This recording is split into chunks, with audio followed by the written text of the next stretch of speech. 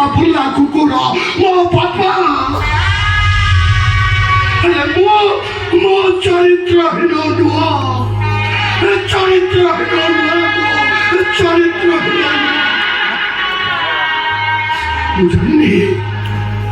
ମୁଁ ଜାଣିନି ମୋ ବାପା ମାଙ୍କ ଇତିହାସ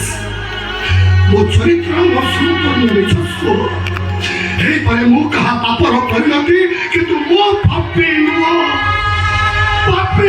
ମୋ ପାପୀ ନୁହଁ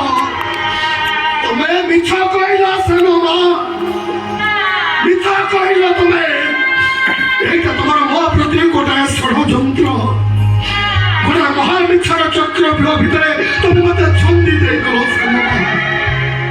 নিজ দোষକୁ ଲୁଚେଇବାକୁ ଯାଇ ମତେ ଚରିତ୍ରହୀନ ସଜାଇ ଦେବା ପାଇଁ ତମେ ତମ ସ୍ୱାମୀଙ୍କ ମୁଣ୍ଡ ଛୁଇଁଲନି ଯେ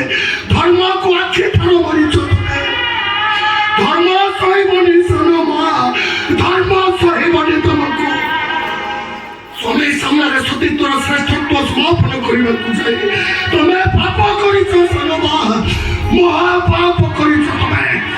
ତାର ଫଳାଫଳ ତମକୁ ଭୋଗିବାକୁ ହବ ସ୍ୱାମୀ କି ହରାଇ ତମେ